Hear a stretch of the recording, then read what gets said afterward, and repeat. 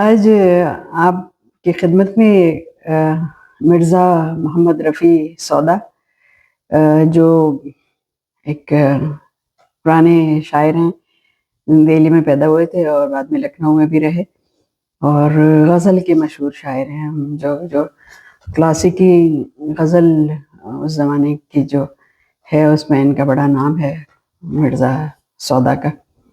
آج ان کی غزل آپ کی خدمت میں پیش کرتے ہیں۔ سودا کے مرے جس کو تدبیر نظر آئی، شمشیر کے جوہر کی زنجیر نظر آئی۔ سودا کے مرے جس کو تدبیر نظر آئی، شمشیر کے جوہر کی زنجیر نظر آئی۔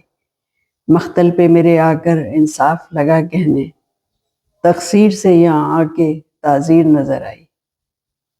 نامے کا جواب اپنے آتے نہ کبھو دیکھا، نامے کا جواب اپنے آتے نہ کبھو دیکھا، قاصد ہی کی گلیوں میں تشہیر نظر آئی۔